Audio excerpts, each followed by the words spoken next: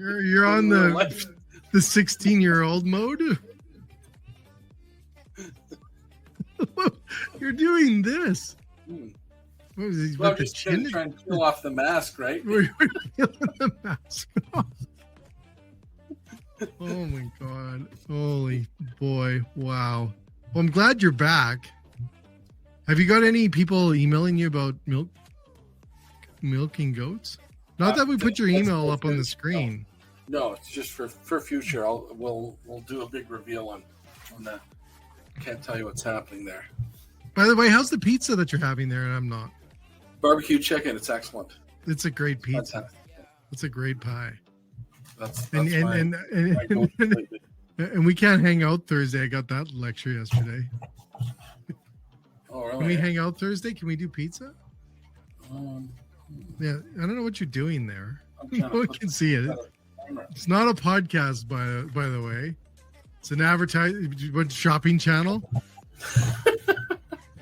My God. Anyways, welcome everyone to the Late Night Restaurant Show. We've got a great guest. Perfect timing on the show today. Got an itchy nose. Give me itchy nose. Domenic, welcome back. Are you focused? I'm focused, Jay. Super focused. You're eating pizza? I'm sad I missed last night's conversation, but tonight's will be better. So it'll be awesome. Do you need an organizer? An organizer? For your office? Yeah. A professional organizer? Possibly. What about a coach? Is that you? Was that who we had? Well, no, we're having a coach, a hospitality leadership coach on tonight. Oh. But do you have a coach? I do not have I technically call you my coach. Well, yeah, but I know I don't have a coach. I need a coach. I do need a coach. Oh, for damn sure. Everybody needs a coach. Everyone needs a damn coach. Anyways, I think everybody needs, for sure, yeah. Everybody needs a coach, I think. Need a podcast. Somebody to talk to. I don't know if you have to do it formally, but I think. Well, I don't know. Let's ask those questions tonight. A mentor, a coach, a confidant, somebody to share ideas with that is not going to just judge you. You need a good plumber, a good mechanic. Both. Well, we have a great guest on. You know what? I'm excited. He's awesome. I've got to meet him a few times, I believe now, and he's what we need right now in the world, and definitely when it comes to our industry. There's not many of these guys around. That's why they're kind of like the holy grail. So it's a big deal tonight, Domenic. Focus. Cool. Yeah, I'm excited. What are you looking at? One of your 14 screens? Anyways, let's get started. The news stories ready. Are you reading the news? I'm the research. What am I? I'm the statistician for our show, Jay. Okay. All right. Well, let's. I can't even say that word, let alone do it. But all right, let's get rocking here. Let's do the intro, and we'll be right back with this amazing guest. Here we go. Cool.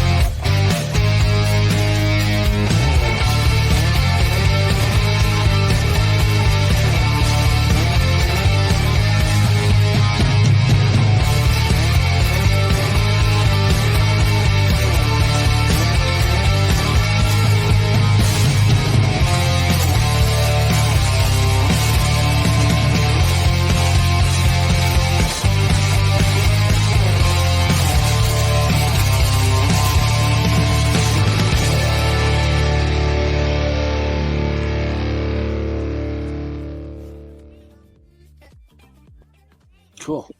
Hey. There you go. Welcome, Chris. Hey, awesome. Nice to have Jay, this is amazing. Thank you. Domenic, pleasure. Thank you. Thank you. Do you want to take, can you coach Domenic for the next hour? That's funny. I created a pizzeria business plan when I quit drinking as a sommelier 7 years ago, and I went down that pizza direction. So I applaud the barbecue chicken pizza for sure. Well, Chris, first of all, thanks again for joining us. And you know what? This is great. And by the way, it's not a podcast. So, Domenic, what are you doing? Just adjusting my mic, Jay. I thought you were adjusting the chip. I thought you were like peeling cheese off your pizza. Seriously, I thought you were peeling pizza. But anyways, Chris, tell us more about who you are. You're amazing. Is it McFadden Group? Is that how you say it? Oh, McFadden. McFadden. Irish. McFadden. Irish. Hi. Did I screw that up, Domenic? Of course you did. Yeah. It's good, man. It's good. Yeah, I was in the restaurant business for 25 years. I started back in '98 in my home city here of Burlington, Ontario, as a host at Eastside Marriott's, and ended up going down the. Are you serious? Yeah, that was my starting point. The unlimited salad? Yeah, and bread or soup, the lovely Italian wedding soup. Oh my god, that was good. It was a good soup. It was really good. It was a good soup. It was funny. I started as a host there, and a dear friend of mine, still a girl I was dating, she was a server there. And I remember when I was asking if I could transfer from being a host to a server, and my manager said that would be a conflict of interest. And I was like, well, I think a conflict of interest would be getting into a fight with my girlfriend and not seating her section for the evening. And it was like, that makes sense. And the next day I became a server. So it was good. Really? And so I loved hospitality, but I was a theater kid, and kind of getting into the acting world when I was in my teenage years, and ended up doing a kind of a piece of theater school in New York City at the Neighborhood Playhouse when I was 19. And, no way. I freaked out in Manhattan at 19, and I came home. And my mom threw an ad out to the Chateau Lake Louise, and this is just as Canadian Pacific had bought Fairmont. And I ended up getting hired at the Wallischer Stube at the Chateau when I was 20 years old. Wow. And fell in love with wine. So I started my sommelier training when I was 20. And I knew that was the path I was going to go down. So I ended up, I'd failed my diploma. And I failed 3 parts. And I think the best moment in realizing what I was going to do was I went back down to New York to meet with the school again. And then I got headhunted in a restaurant to become a wine rep with Barrel Select Wine Agency in Toronto. And then the same day in the mail, my dad's a very well-educated man, but he was a cop for 25 years and pretty funniest man I know, but definitely very, to the point. And I remember sitting down for lasagna dinner at the house one night. I was 23, and he handed me 2 envelopes. And one was an acceptance letter to New York City, and one was a re-acceptance letter to New York City, and the other one was a job offer with Barrel Select. My dad goes, "Is it the art of acting or the art of wine?" You got 3 days. And 3 days later, I chose the art of wine. I ended up getting my diploma that year in 2004. And that was it. I went thick into the restaurant business for a complete career. Wow. Yeah. That's crazy. I loved it, man. I loved it. I spent a lot of my years out in Vancouver. I was with Oliver Bonaccini restaurants for a bit in Toronto. And but I was in Calgary for 4 years. I was in Banff for a couple of years after Lake Louise that I was in for a year and a half. And I was in the West for about 20 years. And my wife and I were in Vancouver for about 13 years. Wow. And then it's brought you all back to where you are today in Ontario. You know what? It's funny when you start, I'm in my mid 40s now, and things start happening with family. And sadly, my mom's battling dementia, and my grandma's got Alzheimer's, and my stepmom was fighting the fight of her life with cancer. And September of 2022, my wife said, "Why don't we make a change in our lives?" So we came back out in the middle of the decision to move out here officially. 2 months later, my stepmom had passed away of cancer, and it was time to come home. It was time to be back in my world. And it's funny coming back here because I'm seeing friends from elementary school. And I said to my wife, I was like, I want to do a grade 8 alumni party. I was like, what? And I was like, yeah, we should regroup the crew. This is good. So Chris, now you're a hospitality leadership coach. Oh, when did that come into the mix? Is it from the experience? Because you gotta been through a lot. Well, I went through a lot because I was battling alcoholism. I was a sommelier, right? And wine's free, right? I mean, I was at a heyday of my life where I was pouring Screen Eagle Cabernet by the glass for $750 a glass. I'd have staff. I had Harlan by the glass and Scream Eagle by the glass, and my staff were like, "Why is their bill $1,250 yet?" And I haven't even touched the table. I'm like, "It's good. They got 2 glasses of wine." I was in my element. I was with Highs of Canada Steakhouses, and I got to that comfortable of a point of being a sommelier. And so 2017, I quit drinking. So officially, I've been sober from hard alcohol and beer for just over 7 years now. Wow. Wine got the best of me again, where I was tasting too aggressively, and it became a problem for me again. So it'll be 2 years in September that I've hung up the wine glass again, which is great. So, holy cow! But I had to reshift my life a little bit, and I realized that restaurants weren't a comfortable space for me as much anymore at the 14-hour grinds a day. And I knew, so I joined another restaurant company in Vancouver, and I went back down in my own tunnel, and my wife goes, "We should make a switch," and we did. But really, my big shift here existed when I was leaving my partnership in Vancouver at Piva, and Edwin Kumar, who's been a dear friend of mine for years, he and I sat down one day to what was supposed to be a half an hour coffee that turned into a 5-hour meeting. And he said, "Did anybody ever talk about soft skills or emotional intelligence with you in restaurants?" No. So we decided to do something with that. So I took about a year to write Restaurant Leadership 101, which is a course that we created to focus on emotional intelligence and soft skill development in restaurant leaders. We thought it's great. We started looking at this break in retention. And all of a sudden, Vancouver was emptying through COVID and after COVID. Yeah. Restaurant leaders that were just vanishing. And we couldn't figure out why. So we thought maybe there's something that we can try to do about that.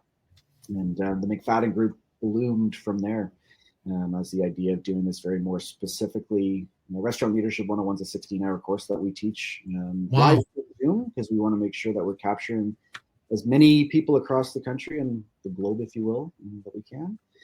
And in our first year and a bit, we had 40 graduates across the country, and Andy Jones over in the UK took our course as well, which was pretty awesome.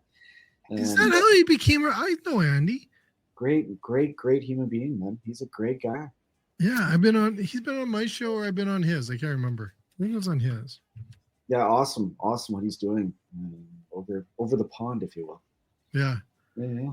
So as a coach, can you tell us a little bit more around the coaching part of hospitality? Because I'm getting into it, obviously, with what I do on my daily job. Domenic coaches me every few minutes. I call him. Right, Domenic? Maybe you should take a little learning course here, Dom. Well, I'm going to find out how to do the proper billing. That's what I got to do. You're pretty good at invoices. Is it QuickBooks? Anyways, yeah. What's the biggest challenge you see out there? As is there a lot of restaurants needing coaches? Like I hear it nonstop. Heard it again today. Like you had 40 people tells me that there's a demand for that support. But I would hope that there was more. I don't want to say awareness. Mm-hmm. I think it takes a lot for anybody in life in general to say, "Hey, we need some help." Yeah, I agree. I think in the restaurant business, I would hope there would be like 400 graduates or 5,000, right? Because that's really what the need is every place. Jay, I think if you went and you were really honest at any restaurant and you looked at the service, the atmosphere, the attitude, sort of the vibe, you would say they need help, they need training, they need some systems, they need some programs. A lot of it's like we're flying by the seat of our pants, or we're winging it because things have been so tough. And we've talked about this a lot. I know we have that. People just get stuck in the way in where they are, and they say it's going to be too expensive, and it's going to be, we can't do it, we can't afford it, all the excuses.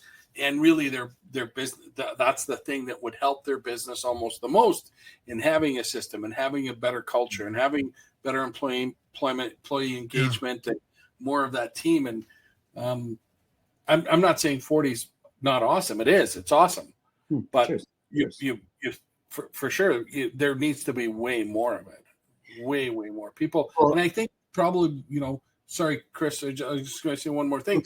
It's like getting that word out there. Hey, there is stuff out there. There are good people to learn from. These programs are available. There's people out there doing it, coaching. And I wish, like, it took a lot to get 40 people. Like, it was a push. The introduction emails and the conversations, and you get some restaurant owners that would go, so what do you do? So if my staff's having a bad day, you just come in and fix that? And it was like, we built a program. Like, this is a 16-hour dive into the study of emotional intelligence and the conversation of change management and empathy, and looking at what this encompasses within ourselves when we're taking care of our teams. And very reflectively in the emotional intelligence sector of it was, we got to take care of ourselves first. There's always been this grind in restaurants where we've always put the guest first. And the mentality of that, we need guests, but we can't have guests unless we have our staff. And we can't have our staff unless we've got our people leading our restaurants. So let's start there. Let's start working on the individuals to make them stronger for themselves, to make them stronger for their teams, and then to put more bodies in your room. When I was at Piva, it was an amazing moment that we had through COVID, where we were able to get 95% of our staff came back as we were half capacity. And we very simply said to our staff that you come first. Forget the guest for a minute. There's millions of them. But if I don't have the handful of you, then we can't have the million of them. So if they see you walking in the door and you feel safe and comfortable to come in, that's a confidence builder for them as a guest. They're going to walk in your door and they're going to go, wow, they're here 4 days a week. They came back. They feel safe. It was a powerful thing. It was a great moment, and if people didn't want to play by our rules in the restaurant, we invited them to go somewhere else. It was very simple. This is about the safety of our team and the safety of ourselves. I went through my own, hiccups through it. My wife and I were going through a lot with trying to start a family and having a miscarriage and, depression kicking in for me. And, and through this whole movement, it was that I was taking care of my team, but I forgot to take care of me. I forgot to pay attention to what I needed. And when I left, it was about a self-reflection. And I've spent 2 years working my tail off on making sure that I rebuild my own self-awareness so that I can have much more reflection within that. And it's been a powerful moment. And I think because I didn't really understand the coaching side of things for a long time. It was always conversations that came up with executive business coaching, and you never really heard it flying in the hospitality world. And it's been super powerful to see our collaboration, all of us, in this space now, wanting to do good things for people and keep people interested in this industry.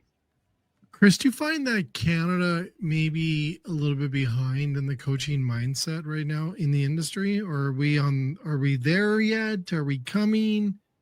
I want to say we're coming. We're coming because the conversations are being listened to. Yeah. People are having the conversations, but they don't know what to do with it. Hallelujah. Right. So I've got a restaurant locally. See, Domenic, take some notes, bud. I got a restaurant locally that goes, so what do you exactly do that I can't do? We've had people that have looked at us at our program because we say our handbook that we've written, you've got access to that fully, right? Everything that we build with Restaurant Leadership 101, which we're now in a position where we're in not a anything. We're now continuing to develop it, where it's going to be turning into Hospitality Leadership 101, so that we make sure we're encompassing everybody that's responsible for the leadership within the business. And but the conversation happens, and then people go, so can we just send one employee then, and then we'll just teach the course ourselves because you give us access to all the stuff? And I'm like, sure. Edwin and I got 56 years combined experience in restaurants.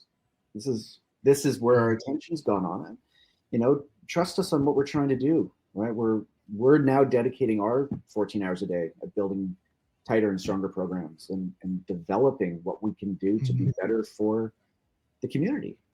But I think the Canadian, and I've heard it from a few companies and coaches out there, that it's like, there's a little bit more of a, do I need a consultant in Canada? Where I've heard in the US, they're like, come on in. Yeah, well, no, I see that on Slop. I work with, I know Monty down in Seattle, or not Seattle. He's in Seattle today, but down in Florida. Yeah. And Monty's like, people are calling him left and right about this coaching and understand it and embracing it. And it just feels like we're a little bit behind here. I think we're on the right road to get there. And it's fine. And maybe we're a little bit more cautious of bringing people into the businesses because maybe they're a little more brittle. Who knows? But I asked that question just because I do find, as I start that program, coaching and helping restaurants and restaurateurs out, moving the ball down the field, it's an interesting point because there's just that, you nailed it on that, like, what do you do next? What's the next task? Yeah. And is there a correct answer to that? Like, do you have the right answer in that next step that they need to do? Or is that more just the position of how you take on a coachee and that journey is never the same way? Well, and I think it's neat too, because there's kind of two spectrums to this too, right? Where there's the individual coaching and then there's the team coaching. Yeah. I sat down with a management team before and had one-to-ones with all of them to find out very honestly and transparently what they think the problems are within the business. And then you put them back into a room together, knowing what they've all shared with you, but them not knowing what the other person feels about something. And then you start to go down that pathway and that journey to say, let's talk about it. What do we need to do? How can we groom this and develop it and get it back onto the same track that we needed to go? We all know the analogy of everybody's got to be on the same bus going in the same direction for this business to work.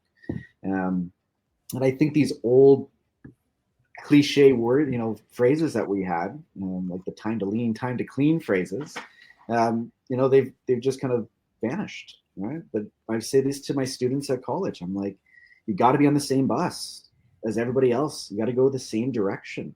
This is where you achieve great things. And I think a big shift is happening, though, is that our younger generation is coming in much more vocal, much more, I want to be heard. And it's a shift of the older generation trying to get used to that. It's not so much about the autocratic leader anymore as it needs to be more of the transformational leader, because these younger generations are coming in and going, well, we got a voice too. When I remember when I worked for Oliver Monachini Restaurants, this is where I learned to line up everything with a string, everything to a T. People my wife's a chef, and people used to ask my wife, would you work for your husband? She goes, no, never. He makes you use a string to line up glassware. One wine glass on the table, and there's 24 that follow. It should just look like there's one wine glass on the table. And I used to I was watching a video the other day, and this coach, I guess, but restaurant professional, and he had said, we got to stop using training so much in a conversation. It should be much more about coaching our teams, developing a different mindset in it, and that it doesn't feel like it's the grind that you're doing, but much more of a supportive role, coming from a visionary. And I thought it was an important comment. But I used to sit my team down that didn't understand when I said, the Riedel stamp has to be an inch above the knife, dead straight, so that people can see that we did things with intent. Are people going to notice it? Maybe not. Right? Will Gardera said it on the 11 Madison Park video about 7 Nights Out, where when they flip up the plate and the emblem is there, and he goes, "Is anybody going to notice?" No, but it means we do it with intent. So I used to sit my team down at a table that was perfectly set and one that wasn't set. And I'd serve them the same food at both tables, one perfectly presented and one not. And I said, "Do you get the difference?" And they're like, "Got it. Great. Perfect." I was like, "Okay, so visual learners, this is what we're doing." And I think there's a powerfulness in that. But I think we can applaud that this younger generation that is coming into this business incredibly powerfully, there's a different recognition for it. And I think they're the ones that are more willing to get the coaching than the people that want to go from here to here. It's the people that want to go from here to here and that are striving for excellence out of the gate. I started seeing this with my own company now, and how much more career coaching I'm actually doing with my leadership background and my emotional intelligence background now. Stay tuned. There's some cool updates happening to my website in the next month and a bit. But I've got 16 clients that are coming to me and going, "Hey, how do I move in? How do I get this job? How do I get this role? How do I go into this position? How do I develop into the next stage?" And there's a lot of that interest. There's a lot of career coaching interest. But taking the leader that's been doing it for 30 years and saying, "Hey, are you okay? Do you want to have a chat?" is a punch. It's a little bit of a punch, right? People, it's a hit to the ego, I think. And maybe, I was in the business a long time. I never thought to reach out for that. Maybe I should have at points through it. Maybe I would have been different. I had a restaurant once that said, if you took your restaurant leadership course before, you would work for us, what would have been the difference? I said, I wouldn't have quit 3 times in 9 months. I think the perspective of it is important, that people need to know that there's conversational help out there. And it's not by people, I did my time in restaurants and I love restaurants. Hospitality is the greatest industry, period. But to let people know that there's others out there that have either gone through it or maybe should have gone through it to become, a little bit better. Because there is that kindness out there everybody wants every restaurant to survive. Every restaurant professional to stay in the business. We don't want to lose everyone. So if it takes a little bit of ego deflating to, say, "Hey, let's get some help," I think we would have a stronger industry today. Domenic, you were going to mention something there. You had a moment. When he was talking about coaching and training, we struggle with that ourselves. Mine says Safe Check Training. My website. You're a coach. You're a coach. But just even from our branding perspective, we have Safe Check Learning. Our LMS is Safe Check Learning, because we don't necessarily, sometimes it is just training, right? But the bigger part of that is it can't just be just training. It really has to be learning, because if we just get people to recite stuff and quote numbers or quote legislation or whatever it is, they haven't learned anything. They're just memorizing facts, and that's not good from a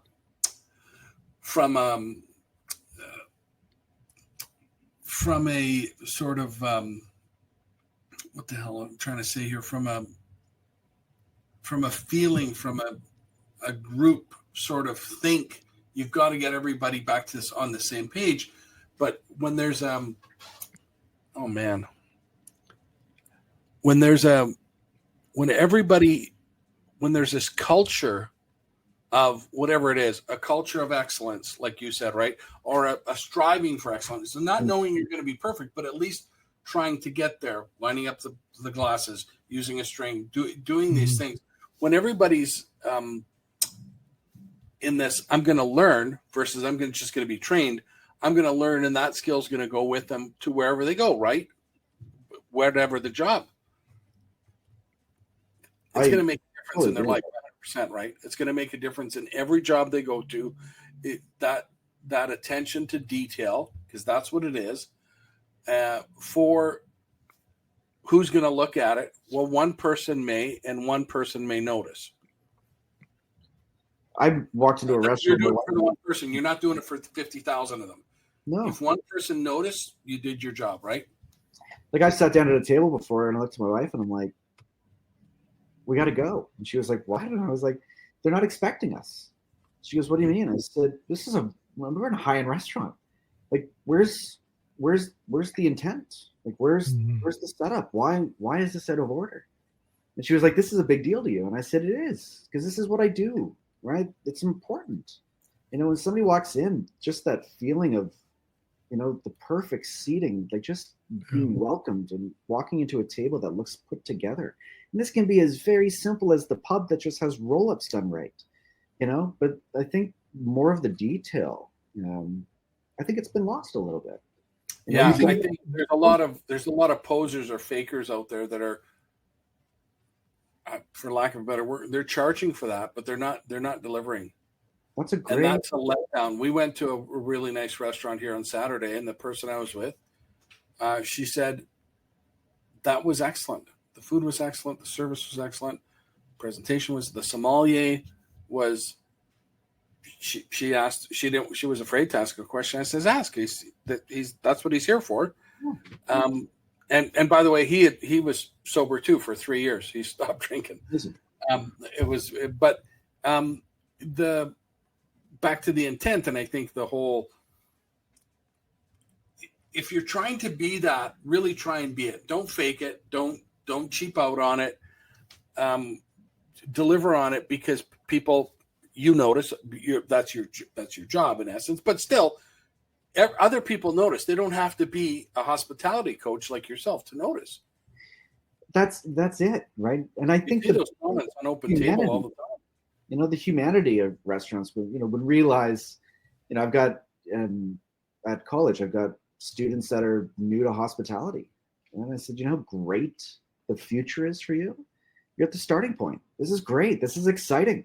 Let me tell you how great this business is and what we're going to teach you. And we're preparing you for out there. Take it. Have fun with this. This is an amazing place to be. And I assure you, there's work out there. Lots of it. Lots of it. Right? Yeah.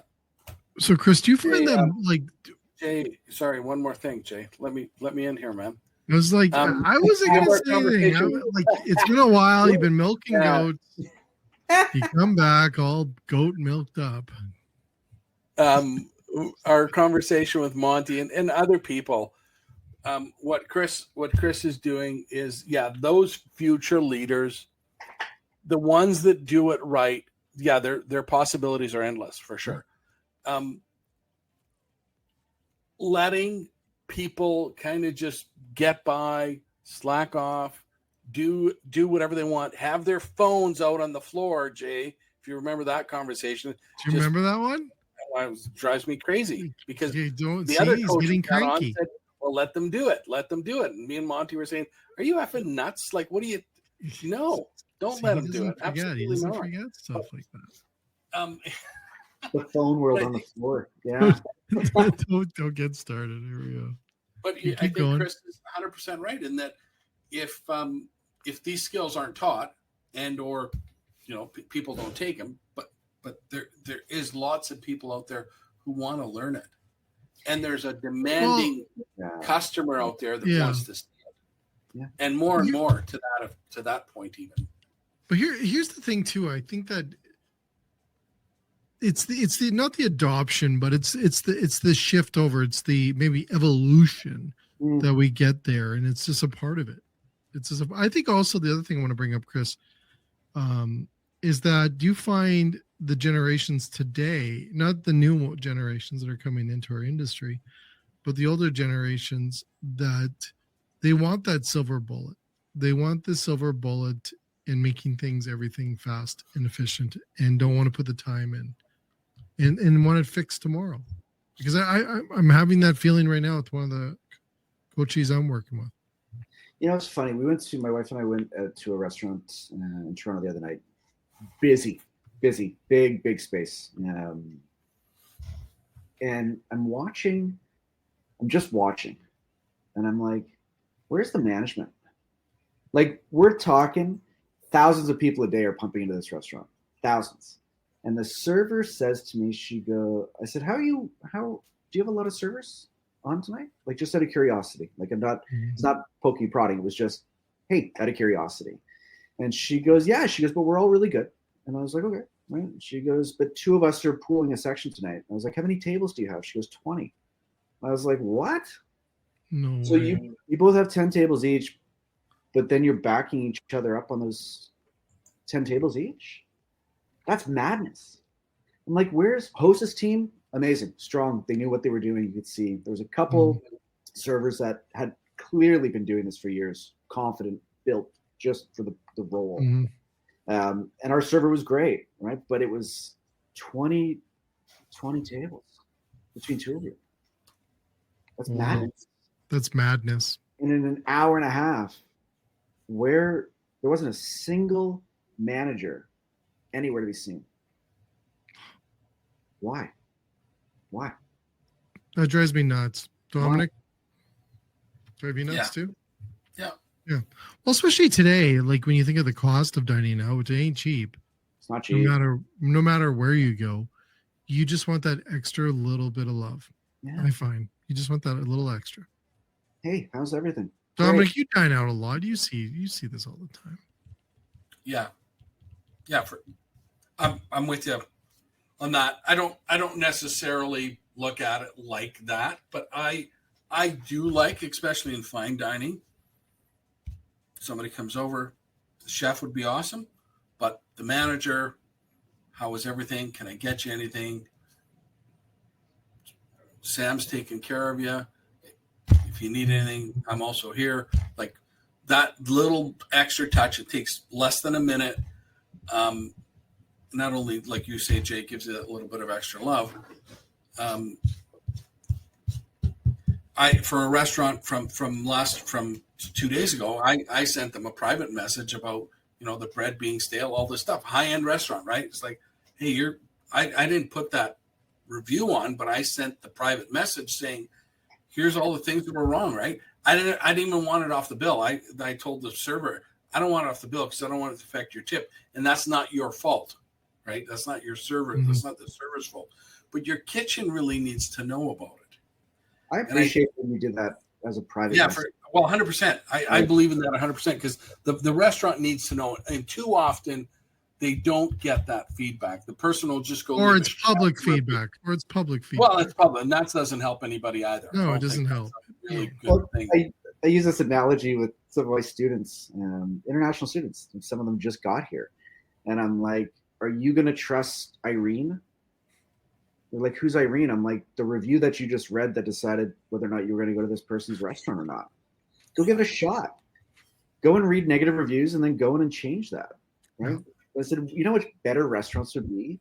I remember the days of when John Gilchrist you saw his name in the book and you're like, okay, what do we do? What do we do? Right? Everybody's in full attention. Right? At the Belvedere, we were in jet black suits, black ties. We had that Lumiere look to us.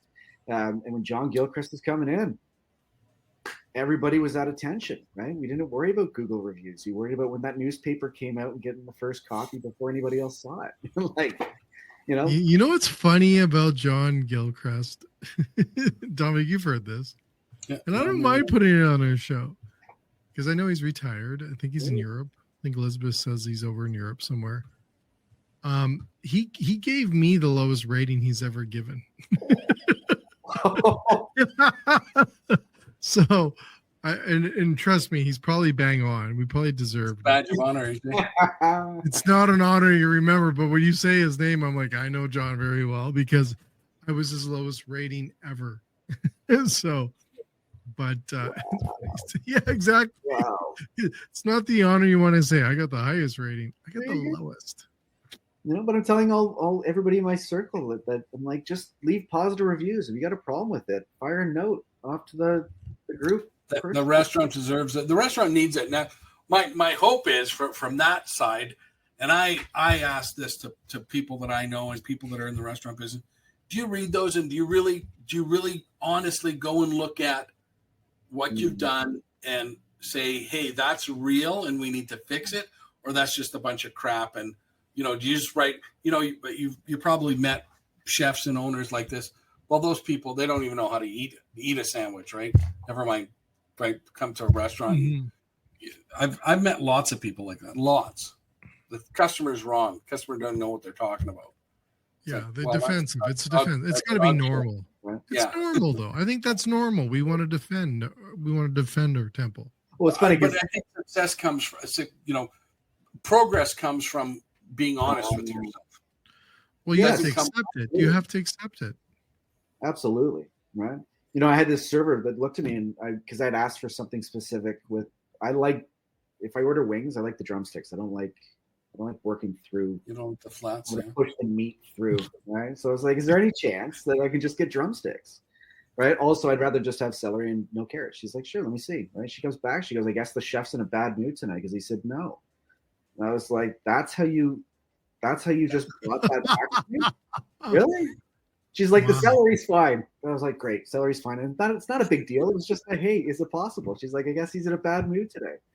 Maybe because you've got a 20 table section. Like, Exactly. right? Is the food sitting up in the pass? Like, Oh my Lord. you know, when we're Wow. talking about this coaching thing, let me give you another kind of tidbit of, you know, interest. So I got a really close friend of mine from when I was a kid. I've recently gotten my addiction recovery coaching certification through the World Coach Institute, with other certifications that I just decided to dive into for my own education and continue my own growth.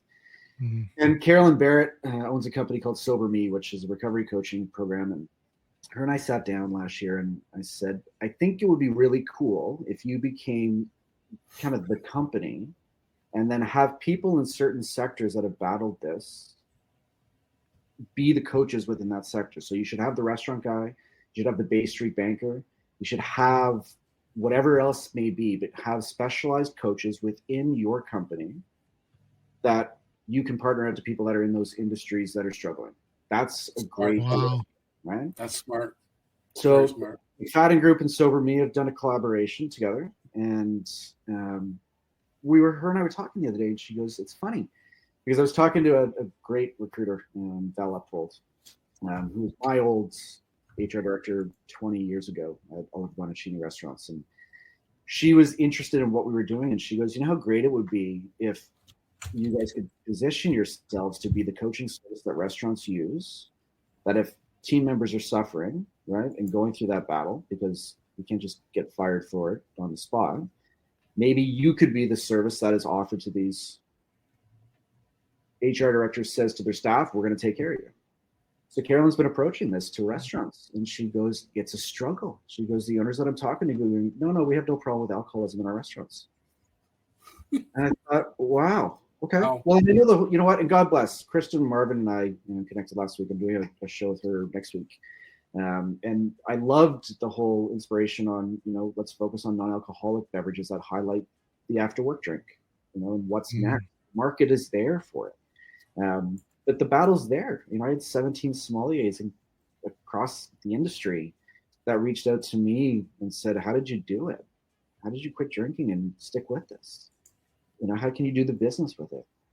So that's a different element of the coaching world that, we're trying to branch out and get people to know that, it's not just about AA. It's not just about smart recovery. It's, you just have a conversation with somebody that is on it on more of that, not as a member, of it, but more on that coaching side of it that can help you and help you understand where you're at and where you're growing. And I think that's a huge thing that's still happening in restaurants, because it's a deficit move for all of us to do when we're in the struggle, right?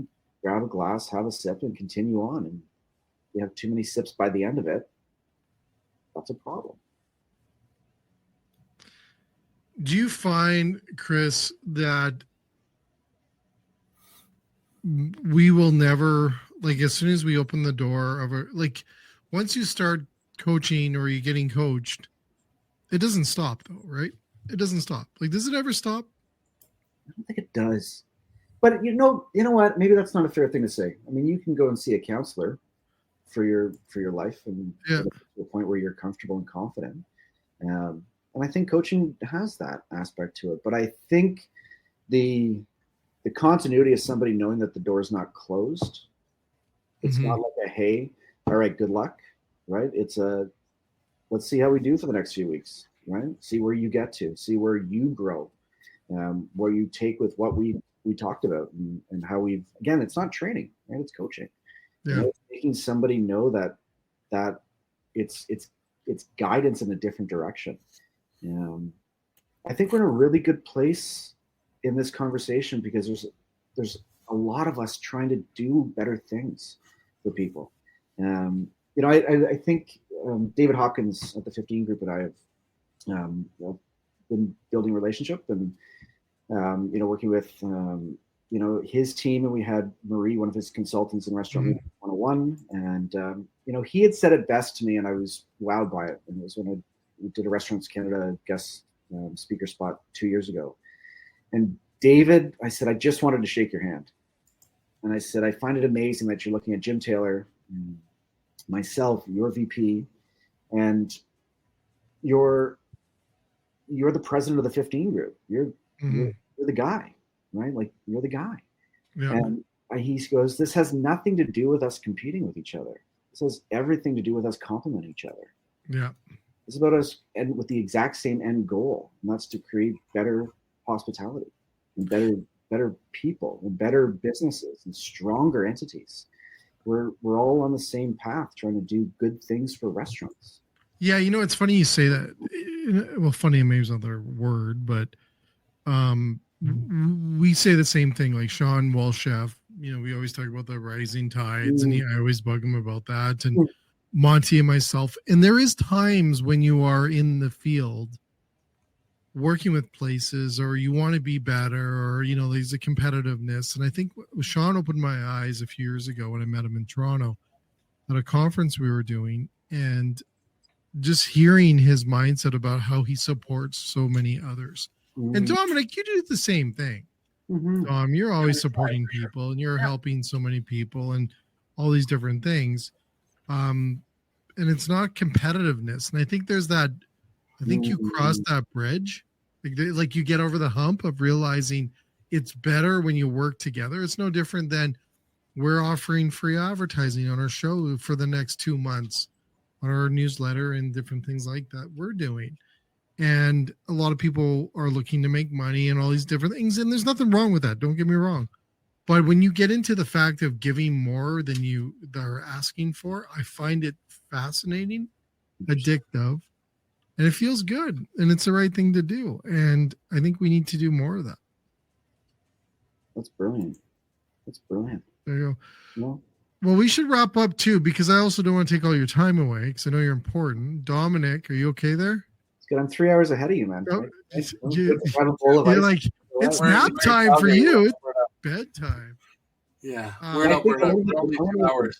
If I can make just a comment here, is I think resilience is such a key word now in this business. You know, and that was the speaker spot that we had done at Restaurants Canada. So Jenny Companion and the VP of 15 group.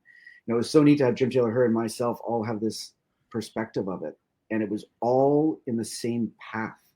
You know, and if we're building more resilient people, and if we can help coach people into having more resilience within themselves, you know, our business is going to continue to or get back on that path of constantly, you know, driving towards greatness in every little level and element of it.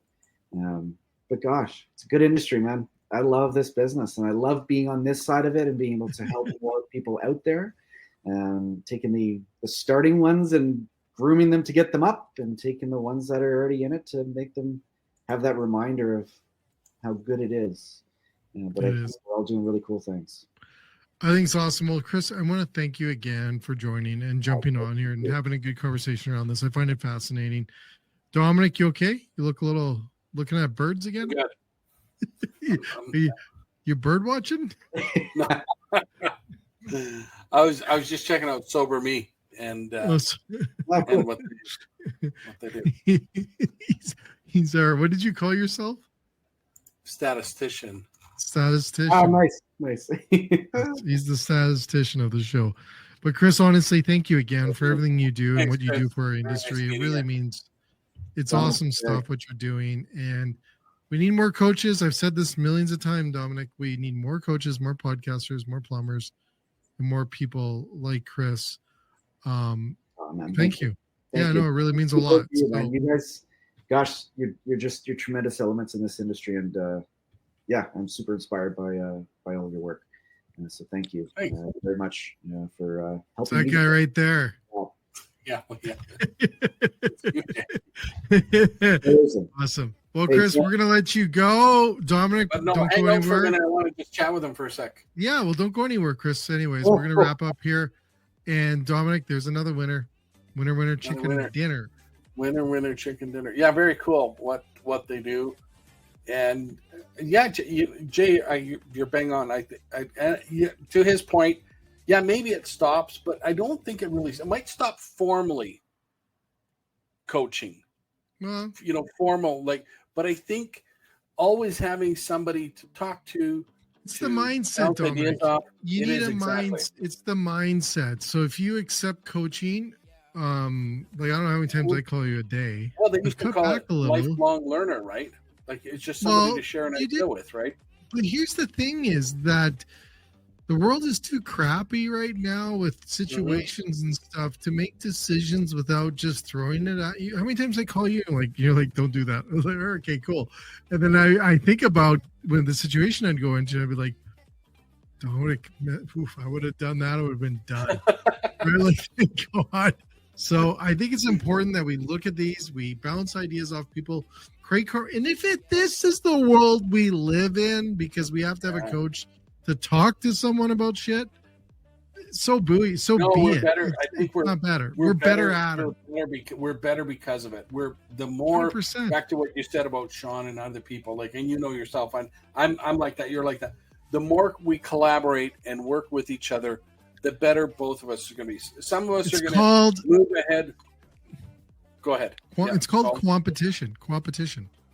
Co-opetition. It's called competition. You can Google that there. You could Google that there. Your what did you call it? Statistician. You put that on your safe check training title. Research analyst sounds better, but that sounds better, way better. But no, seriously, look it up because it really is we got to stop competing, people. The world is too messed up to compete.